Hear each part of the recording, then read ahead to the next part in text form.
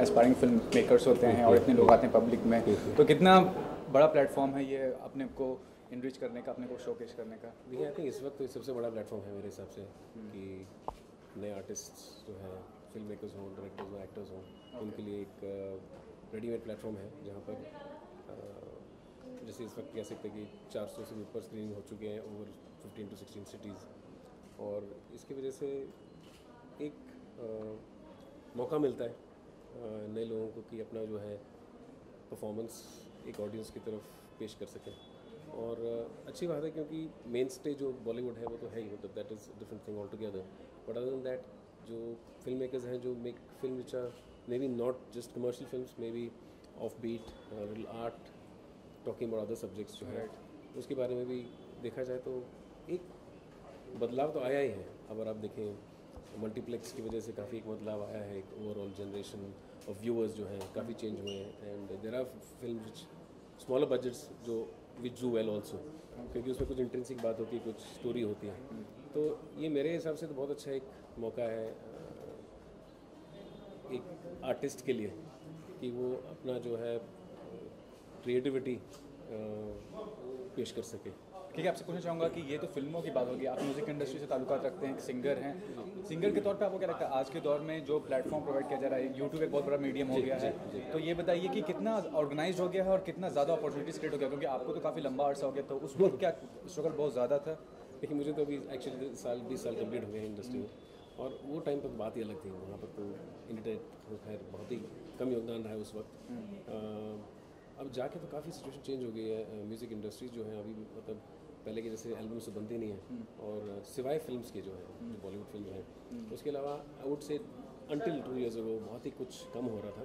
लेकिन because of internet now युवा पीढ़ी जो है नई पीढ़ी के लिए एक क्या कहूँ मैं आपको, एक स्क्रीन मिला है या प्लेटफॉर्म मिला है जहाँ पर वो अपना गाना बनाए और फिर पब्लिक डिसाइड करती है कि भैया सुनना है कि नहीं सुनना है। पहले क्या होता था कि अगर आपने एल्बम बनाई, समझ लीजिए आपने एल्बम बनाई और नहीं हुआ अच्छा, क्योंकि आपने शायद उसमें कभी जान नहीं लगाई, तो फिर भी कंपनी प्रमोट करती थी और पैसे ख़राब होते थे, तो इट यूज़ टू क्या होता था, बैकफायर होता था कि नए नए आर्टिस्ट को चांस नहीं मिलता था।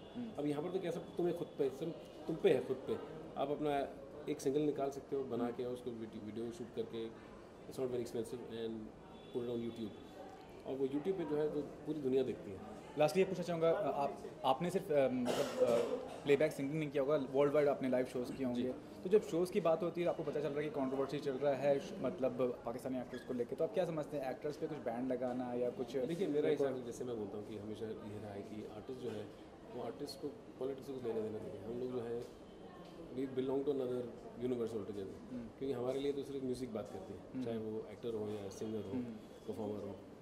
हमारा जो है relation is directly with the public, with the fans. जो मैं कोई गाना गाता हूँ, अब आप चाहे वो यहाँ अपने मुल्क में है, जो दूसरे मुल्क में कहीं पर पसंद करने वाले लोग तो रहेंगे ही, अब उनको तो आप हटा नहीं सकते। तो मुझे ये लगता है कि जहाँ पर ये आर्टिस्ट और म्यूज़िक का सवाल है, वो let it be on a different realm all together. It because I think overall देखा जाए तो music is a binding force for the world over, and whenever times have been bad, music binds us together, right? तो हमेशा ये रहा। तो I hope that things pass peacefully and everything gets back to normal. और future को exciting projects के बारे में बताना, डिस्कस करना चाहेंगे कोई, मतलब फिल्म को लेकर या एल्बम? यार अभी मेरा फिल्म, एक नई फिल्म अभी तो मैंने किया था गाना गराज रिबूट का, ओ मेरी जान। उसके बाद अभी फिल्म रिलीज़ होने वाली है, फिल्म का नाम है शब, अनिर्बानी शब, उसमें मिठुन का म्यूज़िक है, बहुत अच्छा गाना है, वो रिलीज़ होने वाला है। उसके अलावा मैं जो है अब जो जैसे आपने थोड़ी पहले कहा इंडिपेंडेंट जो है फिल्मों के लिए ये शुरू है, वैसे अभी म्यूज़िक में भी काफ़ी कुछ शुरू हो रहा है जैसे इंडिपेंडेंट करने का। तो मेरी ख्वाहिश रही है शुरू से, क्योंकि मैं 99 में सबसे पहले अपना एल्बम किया था पल, फिर 2008 में हम सफ़र किया था। अब तो खैर एल्बम का ज़माना नहीं है, लेकिन मैं कोशिश कर रहा हूँ कि मैं अपना कुछ प्राइवेट जो अपना म्यूज़िक जो है लोगों तक पहुँचा सकूँ। Thanks for thank you. आशिन रोल किया? Rolling, everybody rolling. सर सबसे पहले पूछना चाहूँगा, आपने जो दर्शकों को फिल्म दी, मतलब क्लास फिल्म दी, इंस्पिरेशन क्या था आपको लीडर बनाने का, और सोनम कपूर का क्या कहना चाहेंगे? जी एक्चुअली ये फेस्टिवल मेरा भी 2 पिक्चर है। मेरी पहली पिक्चर जो लेट्स टॉक जो है, and my second film which is Neerja. Sonam power तो उनमें है, उनको उन्होंने हाँ बोले तो I have to be thankful to her. We chose her, we asked her and she said yes, thankfully. So और यही पूछना चाहूँगा कि आज के दौर में आप फिल्म मेकर हैं, तो आपको क्या लगता है आज के दौर में जो व्यूअर्स का माइंड सेट है, क्योंकि जब एंटरटेनमेंट की बात आती है तो लोग मसाला समझते हैं, डांस, म्यूजिक, दिस दैट, है ना, लेकिन आपकी जो फिल्म थी या और भी इस तरह की जो फिल्म होती है उनका कॉमर्शियल एस्पेक्ट होता है, उसे अगर देखा जाए तो कितना प्रोड्यूसर के हिसाब से कितना सपोर्ट मिलता है? नहीं, क्योंकि एक्चुअली इफ आप नीरजा अगर देखोगे तो वहाँ उसमें सब कुछ है, गाना भी है, रोमांस भी है, एक्शन भी है, सब कुछ है, मसाला तो है ही है, फुल थाली है. So I think that in a film like Neerja, it's as long as your return of investment अपना cost बराबर हो, there is only जो अपना जो secret, जो फिल्म मेकिंग का secret बोलते हैं ना, budget. अगर आप budget के अंदर आ जाओ, and we were within budget, we were under budget, so therefore it's the kind of film that as long as you make it within the right budget, it's a dramatic film, तो public आएगी देखने के लिए. और जागरण film festival की बात करें, film festival के हिसाब से देखा जाए तो नीरजा को काफ़ी अच्छी मतलब अप्रिशिएशन मिली थी, तो कैसा फीलिंग होता है और कितना महत्वपूर्ण होता है कि फिल्म फेस्टिवल में कोई फिल्म को अप्रिशिएशन मिले? और actually whether it's a film festival या थिएटर है, it's eventually the audience.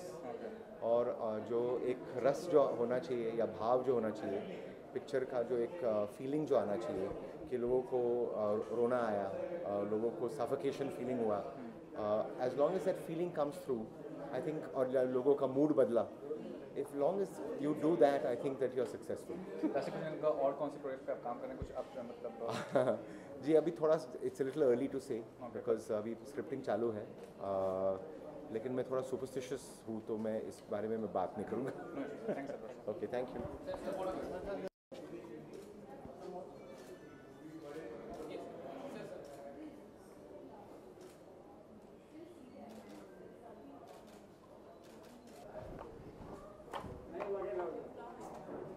Thank you, man.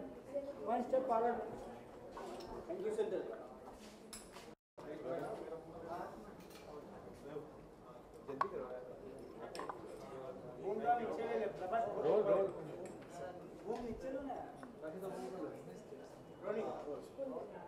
सबसे पहले आपसे पूछना चाहूँगा कि from south industry to Bollywood industry, how was the experience? बहुत ही बढ़िया रहा.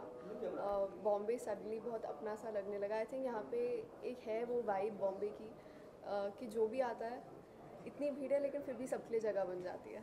तो आई थिंक वो एक फीलिंग बहुत घर वाली आती है बॉम्बे से. You have been quite successful in south industry, Kannada film, Telugu, but आपको ऐसा लगता है कि Bollywood industry something larger than life और a bigger platform?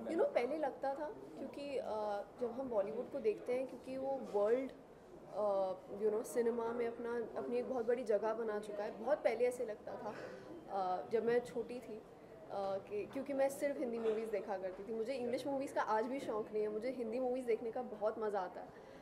But then जब मैंने साउथ में काम शुरू करा, and I work with some stars who जिनकी फ़ैन फॉलोइंग अगर आप देखो तो आपके रोंगटे खड़े हो जाए. तो आई थिंक वो परसेप्शन जो मेरा था कि Bollywood is bigger than the South, I realized that's not the case.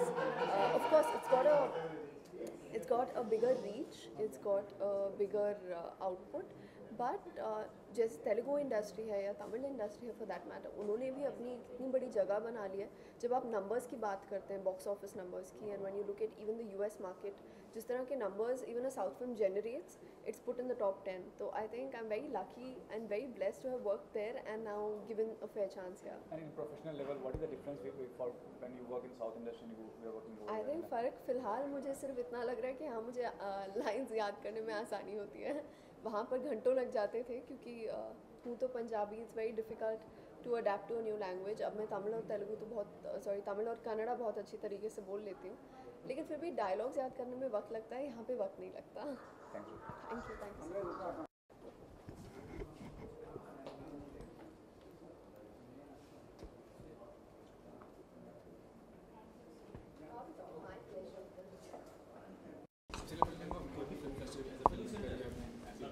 जी जी बड़ा प्लेटफॉर्म होता है अपने टैलेंट को शोकेस करने का और नेटवर्क करने का?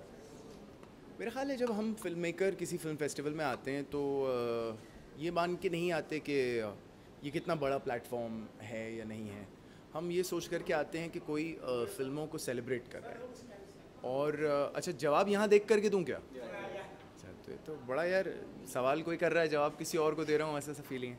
खैर नहीं, तो मैं ये कह रहा था आपसे कि फ़िल्म मेकर जब किसी भी फ़िल्म फेस्टिवल में जाता है तो वो ये सोच कर के नहीं जाता कि ये देखिए प्लेटफॉर्म कितना बड़ा है, या क्योंकि हम फिल्म रिलीज़ कर चुके होते हैं, हमारी पब्लिसिटी हो चुकी होती है।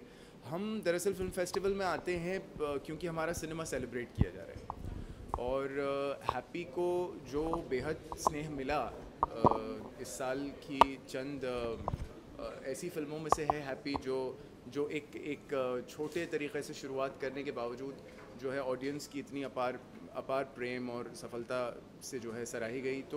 तो मुझे ऐसा लगा कि क्योंकि जागरण फिल्म फेस्टिवल भी हैप्पी भाग जाएगी को सेलिब्रेट कर रहा था, तो मैंने यहाँ आना ज़रूरी समझा। अभय भी यहाँ आने वाले थे, वो खुद एक नरेशन में हैं।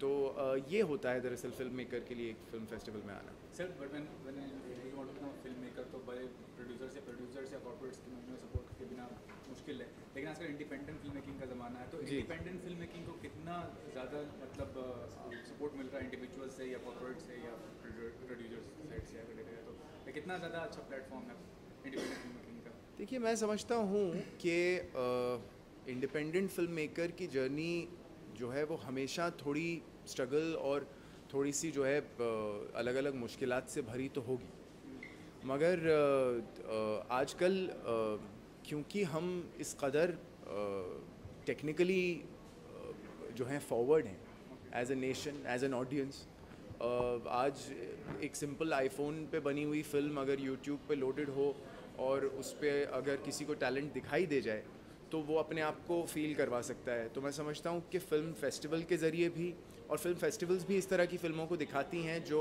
या तो शॉर्ट फिल्म हो या फिर अलग अलग माध्यम से बनी हुई फ़िल्में हों। तो मेरा ख़्याल है इंडिपेंडेंट फिल्म मेकर की स्ट्रगल जहाँ अपने तरफ कॉर्पोरेट्स को लेकर के और स्टार्स को लेकर के, जो मैं आपकी बात समझ रहा हूँ, लेकिन बावजूद उसको अपनी प्रेजेंस फील करवाना अब इतना मुश्किल नहीं है जितना किसी ज़माने में हुआ करता था। लास्टली ये पूछना चाहता हूँ कि डायरेक्टर जो होते बड़े डायरेक्टर्स एक्सपेरिमेंटल फिल्म करते हैं, जी larger than life image process में, लेकिन वो सक्सेसफुल नहीं हो पाते हैं।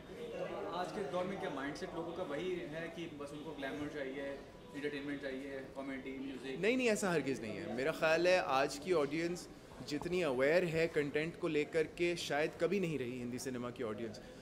आज की ऑडियंस जो है वो न सिर्फ कंटेंट को लेकर के, बल्कि आप अगर कमर्शियलिज्म के नाम पे उनको कहानी से हट के कुछ बेचना चाह रहे हैं तो वो उसको लेकर के भी बहुत अवेयर हैं। मेरा ख़्याल है इस साल की शायद जो सबसे बेहतरीन बिज़नेस वाइज अगर फ़िल्म मानी जाए तो वो सुल्तान है, लेकिन बावजूद उसके आप अली का जो एफ़र्ट है उसमें जो उन्होंने कंटेंट डालने की कोशिश की है, सलमान भाई ने खुद एक कैरेक्टर प्ले करने की कोशिश की है, ना कि सिर्फ ही is not try to be only Salman Khan. Anushka ने उसमें बहुत मेहनत की है।